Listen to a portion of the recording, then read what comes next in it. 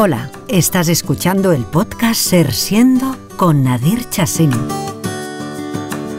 Reflexiones informales sobre el arte de vivir una vida plena, feliz y con significado.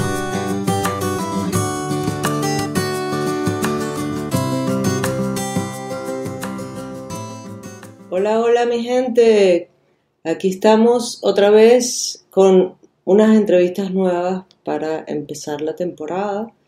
Y está por aquí Agustín Guisasola, un amigo filósofo, asesor y profesor de mindfulness. Y vamos a estar hablando un poco sobre el asesoramiento filosófico. Entonces, pues hola Agustín. Hola Nadir, buenas tardes. Bienvenido al programa. Y quería, bueno, para empezar, que aquí para los que no sabemos nada de este asunto, nos digas qué es esto del asesoramiento filosófico. El asesoramiento filosófico es una modalidad de ayuda, como puede ser la psicología, las terapias, pero que nosotros nos centramos en el autoconocimiento, en expandir el conocimiento de la persona, lo que muchas personas sabrán o recordarán de la frase del templo de Apolo, conócete a ti mismo, que decía, conócete a ti mismo y conocerás al universo y a los dioses. ¿Qué quiere decir? Que lo conocerás todo. Pero ¿qué es este conocerse a sí mismo? ¿Qué diferencia hay con las terapias o con la psicología? Que también tratan el conocer al individuo porque hacen lo que hacen, ¿no? Para saber qué problemas tienen y cómo resolverlos. Pues la diferencia es que en el asesoramiento filosófico este autoconocimiento no es solo psicológico de la personalidad, sino que es ontológico. Esta palabra, que viene del griego ontos, que quiere decir ser, quiere decir la parte más profunda del ser humano, lo que no cambia, la parte más contemplativa, que todas las personas que meditan o hacen mindfulness saben a lo que me refiero, ¿no? Es decir, a nuestro ser, no ser esto o ser lo otro, sino ser. Esta sensación de que eres tú y que eso no cambia. Es un ser sin atributos, a diferencia del yo psicológico que sí que tiene atributos, ¿no? Pues yo puedo ser altruista, o puedo ser egoísta, o puedo ser temeroso, o puedo tener coraje, pero estos son atributos. Pero si nos vamos a lo más profundo, a lo que tratan las tradiciones contemplativas, el ser es simplemente esta sensación de que tú eres, ¿no? Y no tiene atributos. Entonces, cuando nos centramos desde aquí, somos mucho más estables y estamos más conectados con la verdad, ¿no? Yo siempre pongo el ejemplo de la rueda. Una rueda tiene una rueda de carro, de los antiguos carros, tiene radios, y los radios se van moviendo si la rueda se mueve. Pero en el centro no, es inmóvil, no hay nada, es el vacío, del cual también hablan los orientales, la vacuidad del budismo, que es este vacío, pero no es un vacío de que no hay nada, sino que es este vacío del ser sin atributos, el ser en su pureza, en su dimensión trascendental. Y o sea, entiendo. Lo que yo entiendo por atributos de lo que estás diciendo es como las características de mi personalidad. Exacto. Como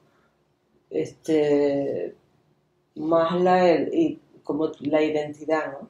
Sería. Sí, la identidad personal.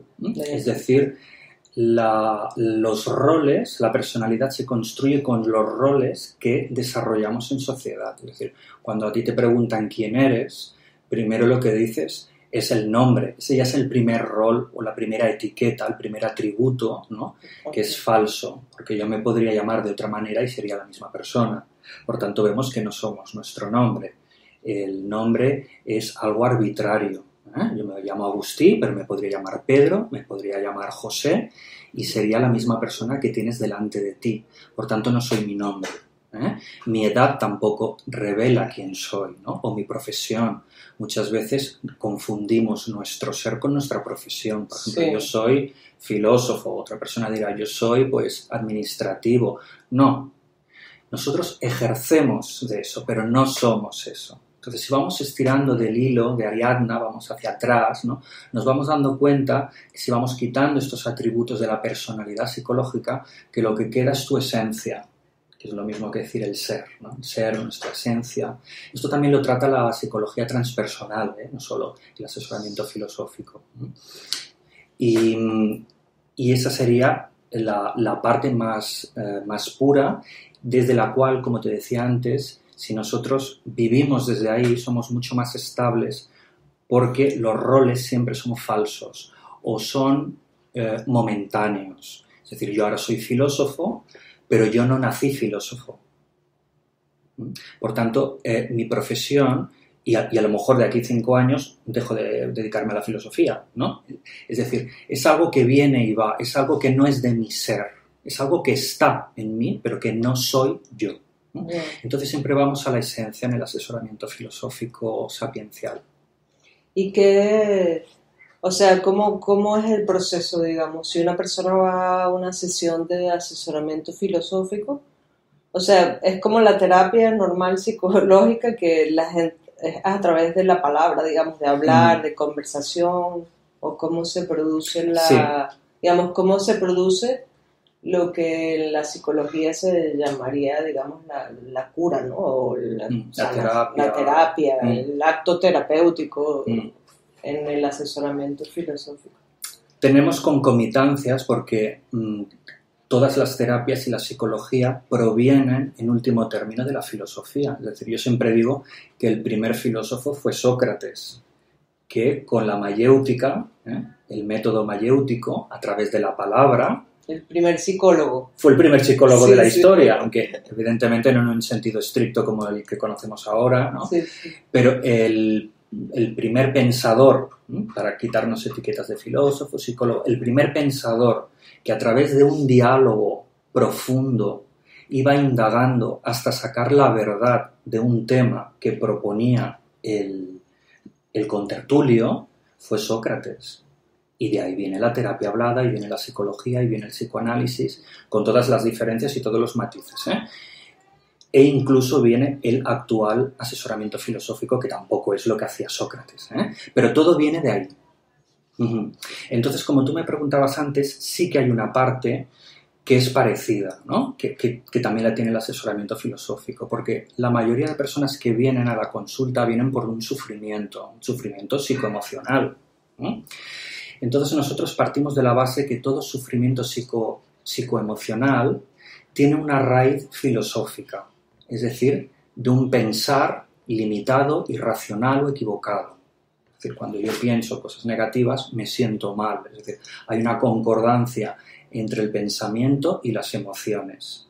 Por tanto, cuando yo me siento mal, es decir, sufrimiento, yo tengo que ver qué es lo que estoy pensando, cómo pienso. Y lo que hacemos los filósofos asesores es indagar y averiguar los patrones de pensamiento que hacen que esa persona siempre sufra por las mismas causas, ¿no? Y también extraemos los juicios, ¿no? Los juicios, que son los pensamientos de cómo juzgamos a las personas, cómo nos autojuzgamos a nosotros.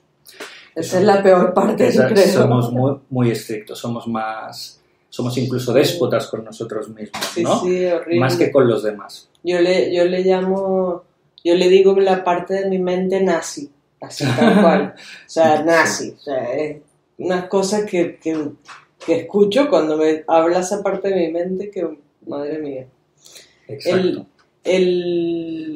A mí me gusta mucho que la filosofía, o sea, a veces la gente piensa que la filosofía es como... o algo inaccesible, o no lo entienden, o es un poco de locos ahí pensando y hablando sobre lo que piensan, ¿sabes? Como que no hay la gente no tiene la idea de que la filosofía puede ser algo práctico para la vida, ¿no? Correcto. Yo la primera vez que escuché esto, digamos algo parecido a lo que haces tú, se llama filosofía pragmática. No sé si es exactamente lo mismo. Puede ser pero porque recibe muchos nombres. Sí, es o sea, yo no me acuerdo qué libro era el que estaba leyendo, pero era buenísimo porque decía, iba hablando de cada filósofo, de las cosas que nos podían ser útiles, del pensamiento de ese filósofo para la vida normal y corriente, de a pie, de la calle, ¿sabes? Era como aterrizar un poco todos estos conocimientos que están dichos con palabras súper complejas a una cosa fácil, ¿no? ¿No sería el libro Más Platón menos Prozac, de Lumarinov? Es que este fue tal vez el primer libro sobre asesoramiento filosófico que en el mundo anglosajón se conoce como consejería o counseling. Sí, counseling. Philosophical counseling, pero es lo mismo, ¿no? Y quien popularizó la filosofía práctica en Occidente fue Lumarinov con este bestseller de Más Platón menos Prozac, porque en Estados Unidos las personas tiraban mucho de Prozac para no afrontarse a sus problemas y llevar una vida teóricamente más feliz, ¿no? Y él es el que pone de manifiesto la filosofía para no esconder todo eso debajo de la alfombra y afrontarlo y ver que es mucho mejor que no vivir anestesiado con fármacos y ser más auténtico, ser uno mismo, y que no pasa nada, que no es tan dura la vida si sabes cómo afrontarla y te enseñan cómo también. También es un aprendizaje. Sí, bueno, tú también eres profesor de mindfulness como yo. Sí.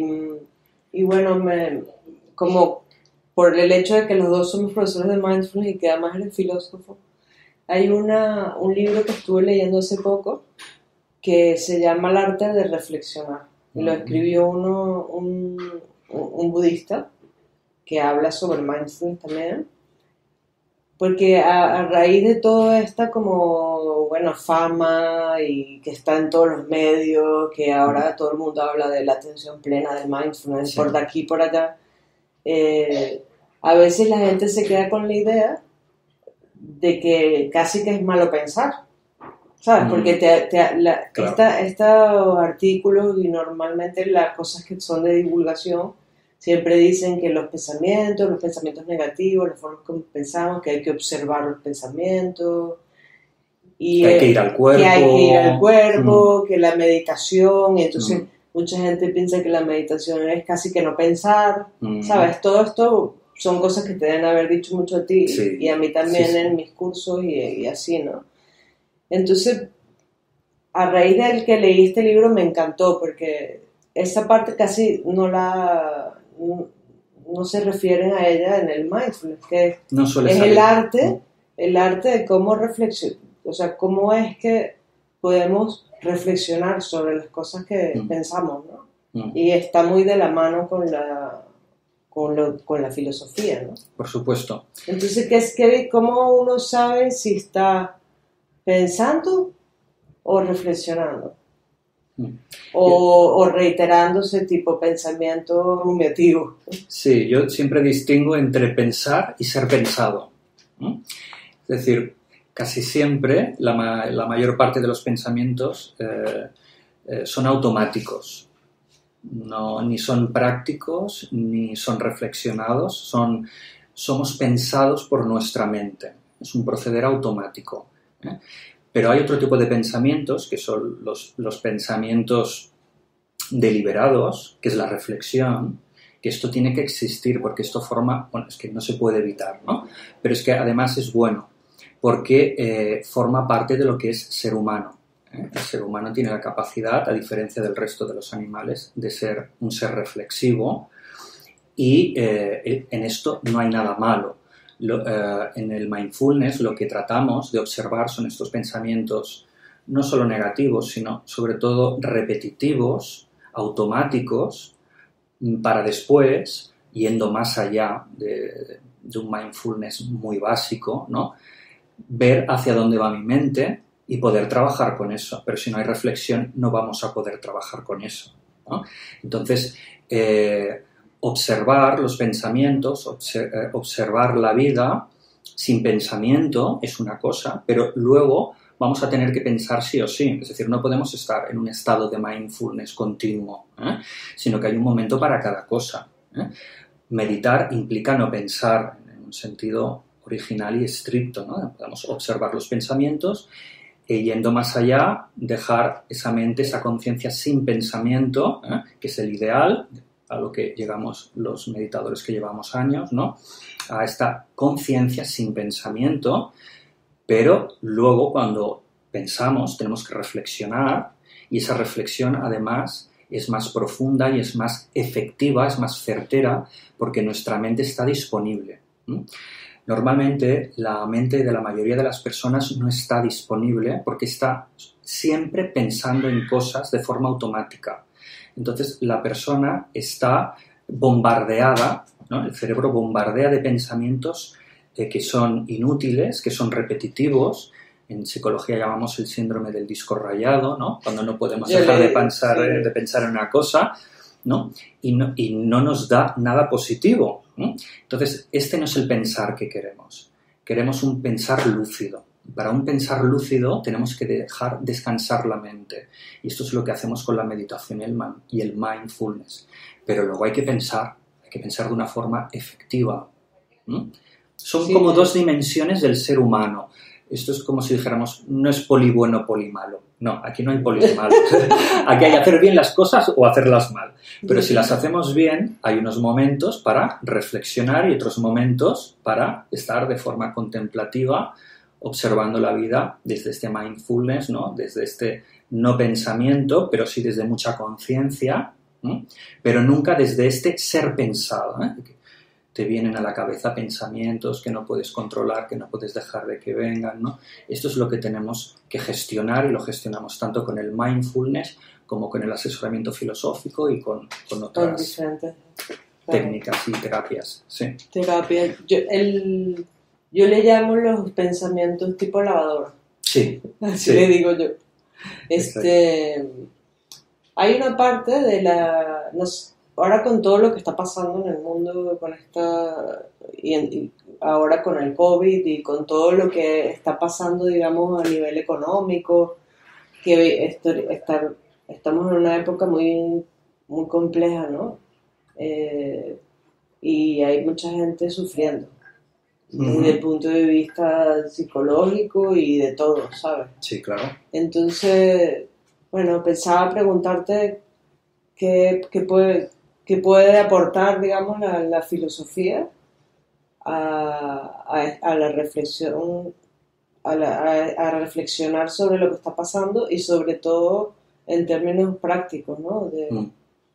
¿Qué ideas se te pueden ocurrir como de consejos filosóficos? Pues? A ver, en filosofía no damos consejos, esto es una de las diferencias con algunas psicologías, porque hay muchas, escuelas de psicología y terapias hay muchísimas, ¿no? Pero una de las cosas que no hacemos es dar consejos, pero lo que sí que puedo dar es como una técnica que es del pensar estoico, del estoicismo, que básicamente decía dos cosas. Decía, si quieres permanecer en calma o ser feliz, atiende a lo que depende de ti y apártate de lo que no depende de ti. Entonces, si aplicamos esto al COVID o a cualquier otra situación, es decir, nos da una sensación real de seguridad porque podemos hacer algo respecto a una parcela, ¿eh? Es decir, somos libres hasta cierto punto y podemos hacer algo hasta cierto punto. Entonces, ¿qué es lo que podemos hacer? Cuidarnos, ¿eh? Pero más allá de cuidarnos no podemos hacer nada, que es la incertidumbre, que antes fuera de antena estábamos hablando tú y yo de la incertidumbre, sí. ¿No? Un poco. Ahí es aceptar la incertidumbre. Es decir, me puedo poner enfermo, muy enfermo, incluso puedo morir, son cosas que pueden pasar, o puede que no me pase nada, no lo sé, pero yo no voy a centrar mi atención en lo que no depende de mí, en lo que está fuera de mi área de control, sino que me voy a centrar en lo que sí puedo hacer. Y lo que puedo hacer es cuidarme y sobre todo no tener miedo. Trabajar mucho el miedo, porque se ha dado un fenómeno paralelamente a la enfermedad del COVID-19, que es una psicosis colectiva sobre esta enfermedad. Es decir, el hecho de que nos bombardeen a información desde los periódicos, la radio, todos los canales de televisión a todas horas, los noticieros. Es decir, este bombardeo durante más de un año que ya, bueno, ya los 3 primeros meses fue fatal, fatídico, ¿no? Porque esto es un lavado de cerebro increíble, ¿no? Entonces, esto produce mucho miedo, independientemente de lo que digan sea cierto o no. Yo aquí no me meto, ¿eh? Ni tampoco lo dudo, ¿eh? No soy un negacionista, no, en absoluto. Pero quiero decir que al margen de lo que se dice, se está creando paralelamente un miedo porque no se habla de otra cosa, simplemente por este hecho. Entonces, ¿qué es lo que depende de mí? Que es a lo que íbamos de los estoicos, ¿no? Pues no estar todo el día escuchando información sobre el COVID. Ni hablando sobre eso. No, claro, ni hablar. Porque además, fíjate que lo que estábamos comentando de los pensamientos repetitivos y automáticos, si te fijas, todo el mundo habla del COVID, pero no dice cosas diferentes. Es decir, estamos removiendo la porquería, hablando mal, nos estamos retroalimentando de negatividad y no nos aporta nada positivo. Y entonces, al margen de que podamos contraer el virus o no, estamos infectando nuestra mente con miedo, con inseguridad. Y nuestro cuerpo, porque imagínate la cantidad de adrenalina, cortisol que uno segrega del estrés. Exacto, y de bajar las defensas, claro. Luego y ser más vulnerables. Okay. Exactamente, ¿no? Entonces lo que podemos hacer es aceptar la vida tal como es, que esto también es como una mindfulness, ¿no? La aceptación, uno de los grandes valores, actitudes del mindfulness, ¿no? Aceptar que en la vida hay enfermedad, que la muerte forma parte de la vida, y que no pasa nada. Lo que tenemos que hacer es seguir viviendo porque esto va a continuar ahí. Y después de este virus puede que venga otro, como ha existido la polio, el sarampión, la varicela, etcétera, etcétera. Es decir, esto no es diferente a lo demás, ¿no? Lo que pasa es que, bueno, como tenemos la tecnología que tenemos y vemos que ha sido en todo el mundo, que no era como antiguamente, que a lo mejor en la Edad Media pues la peste negra solo en Europa, pero no en Asia, ¿no? Ahora con los aviones, etcétera, claro, etcétera, la movilidad y la globalización. Exacto. Y el tema mediático, o sea, cómo eso es distinto. Es diferente. Pero me refiero, la vida es la misma, es decir, siempre han habido virus, en nuestro cuerpo hay más virus que células. Sí, sí. Venimos de virus. Venimos de virus y de bacterias, Sí, es decir, sí, el número de bacterias que tenemos en el estómago es impresionante, lo que se llama la flora intestinal, la microbiota, pero que muchas son buenas. Necesitamos estas bacterias positivas para tener un sistema inmunológico alto y estar sanos, ¿no? Y es aceptar la realidad, ¿no? Y si me pongo enfermo, pues bueno, no pasa nada, es así. Te vas poniendo enfermo, luego te recuperas, luego te pones enfermo de otra cosa, te recuperas y así hasta que te mueres, así es la vida. Entonces, cuando aceptamos la vida tal como es y no nos creamos una fantasía de que yo siempre tengo que estar bien, a mí no me puede pasar nada, no me puedo poner enfermo, no me puedo arruinar económicamente, no me puede dejar mi pareja. Todo esto son fantasías, porque la realidad nos dice lo contrario, que esto no solo puede pasar, sino que pasa. Si vives suficiente número de años, pasa esto, ¿no? Entonces, cuando lo aceptamos como una cosa normal, perdemos el miedo. Y entonces ya es una variable menos que tenemos en nuestra mente, en nuestras emociones, para venirnos abajo, ¿no? El miedo. Es decir, yo el virus no lo puedo controlar, pero me puedo proteger y puedo dejar de tener miedo. Puedo sentirme en seguridad, aceptando la vida tal como es. ¿Mm? Y también, digamos, como que con las cosas que sí se pueden trabajar, o sea, que sí tienes un control, por ejemplo, que tienes control de apagar el móvil y no estar viendo noticias todo el día, o sea, eso sí, control sí lo tienes, sí lo tenemos. Claro, eso depende de nosotros, sí, o en el Facebook, en tantas redes sociales, porque esa noticia está en todas partes, ¿no? Entonces, de mí depende dónde pongo la atención, qué miro, qué oigo, qué veo, qué busco, ¿no? Eso también es mindfulness, ¿no? Sí, esta autoobservación de hacia dónde va mi mente y reconducirla, ¿no? Porque yo no soy mi mente, yo tengo una mente, pero yo no soy mi mente. Y aquí enlazamos con lo que decíamos antes del asesoramiento filosófico, ¿no? De que vamos al ser, no al ser esto, al ser lo otro, sino que vamos a la esencia del ser, ¿no? Y esta esencia del ser es la que observa los movimientos de la mente, en qué se fija mi mente, para luego yo decidir hacer caso o no.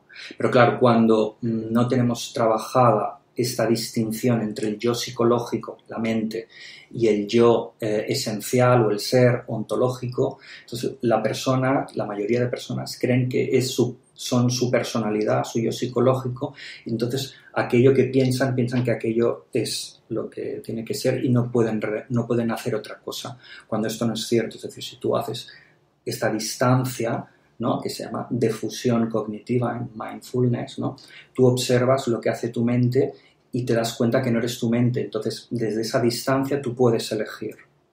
Si estás enganchado a tu mente, tú crees que eres tu mente, no vas a elegir porque no hay distancia, tú crees que eres eso.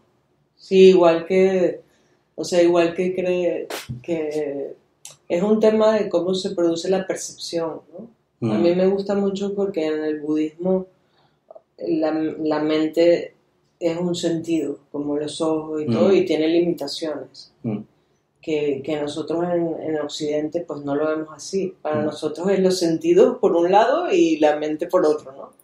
En cambio los budistas meten todo en el mismo saco. El sexto sentido. Y dicen que la mente tiene limitaciones. Claro. Y precisamente tiene errores de percepción. O sea, no es la verdad absoluta lo que está ahí en la mente, ¿no? Entonces ellos hablan que los pensamientos son como objetos mentales, que a mí me encanta esa definición, como los objetos, pero están dentro de tu cabeza, ¿no? Entonces, claro, ese para mí es lo más liberador. Lo más liberador de la meditación y de la práctica de mindfulness es poder diferenciar esto, o sea, darte cuenta cuando piensas, pues, qué estás pensando y tener como conciencia de lo que piensas y hacia dónde estás dirigiendo tus pensamientos, hacia dónde se está yendo tu atención. Correcto. Bueno, Agustí, ya vamos casi que terminando para que este podcast siga siendo de 30 minutos como siempre. Y bueno, que quería que le dijeras a la gente, Agustí tiene una web que es meditarcontemplar.com. Y bueno, no sé, si quieres compartir alguna otra cosa, lo pueden buscar allí en la web. La repito, Meditar Contemplar, todo junto, meditarcontemplar.com, y aquí encontrarán pues toda la información de lo que hago, del mindfulness, del asesoramiento filosófico, el email para si alguien me quiere realizar alguna pregunta o ponerse en contacto conmigo por cualquier tema de este tipo. ¿Tú haces asesoría, digamos, 1 a 1? Sí. Y cursos también, entiendo, sí, ¿no? Correcto. Cursos de mindfulness, asesoría filosófica individual. También doy mindfulness de forma individualizada. Y después estoy preparando de cara a septiembre-octubre un lanzamiento de un webinar para personas que ya tienen una formación en mindfulness y en meditación. Es decir, no es para todo el mundo, no es para personas que no han tenido contacto con estas disciplinas, sino para personas que ya saben meditar y saben lo que es el mindfulness, ¿no? Para pasar al siguiente nivel, es decir, ir a este nivel ontológico del ser, del que te hablaba antes, y no quedarnos en un mindfulness superficial, de ir solo al cuerpo, la atención, de ser conscientes, de observar los pensamientos, sino de ir más allá, ¿no? Que es lo bonito, ¿no? Traspasar esa barrera. Lo que pasa es que no hay formación, al menos aquí en España no hay formación en esto, ¿eh? Nos quedamos en los cursos típicos de MBSR, ¿no?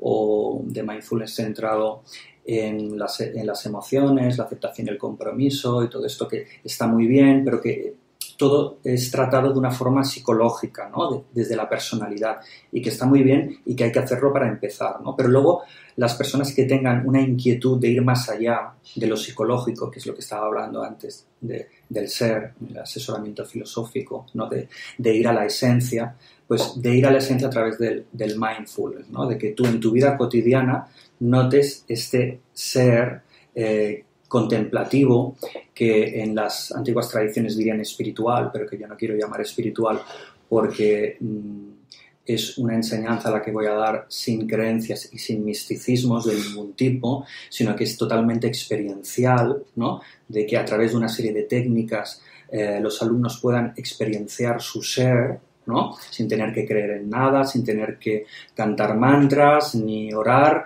ni poner incienso, ni nada, y tampoco centrándose en lo psicológico, ¿no? Y en lo emocional, sino yendo a este ser que es lo más complicado que hay, porque no nos han enseñado, no por otro motivo, ¿no? Y creo que hace falta este tipo de cursos, de formaciones en el mercado actual del mindfulness, ¿no? Sí, yo también pienso. Igual que cuando yo leí esto del arte de reflexionar en el libro, dije que hay que hacer un curso sobre esto, porque la gente va a terminar pensando que la mente es el enemigo, ¿sabes? Como exacto. Poli bueno, poli malo, que sí, digo yo siempre. Poli malo. Y no hay polis malos. Son no diferentes facetas del ser humano. Sí. Lo que hay que saberlas encajar, ver y sacar partido, ¿no? Sobre todo saberlas enfocar. Pero no hay ninguna aptitud humana que sea negativa por sí misma, ¿no? Reflexionar es bueno, contemplar es bueno, disfrutar es bueno. No es una cosa u otra, es un mal enfoque, enfocarlo así. Bueno, Agustín, muchísimas gracias. Gracias a ti, Nadir. Siempre serás bienvenido. Por invitarme, muchas gracias. Siempre serás bienvenido a hablar de estos temas porque me encanta. Cuando quieras. Y bueno, gente, que no te conté, pero este podcast siempre termina haciendo unas inhalaciones y unas exhalaciones. Ah, qué bien. Entonces te invito a hacerlas conmigo. Perfecto, muchas gracias. Pero vamos a hacer las respiraciones. Estamos unos segundos para llegar así al cuerpo, salir un poco de lo que hemos estado hablando. Y vamos a inhalar profundo.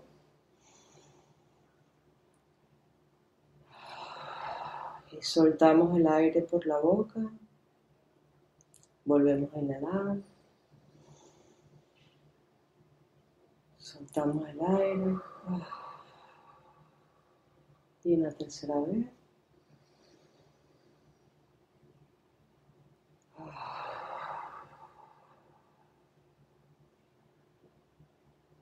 Listo. Bueno, muchísimas gracias. Gracias Agustín. a ti. Y hasta la vista, babies. Nos vemos la próxima. Y chao, Agustín. Chao, hasta la próxima. Bye.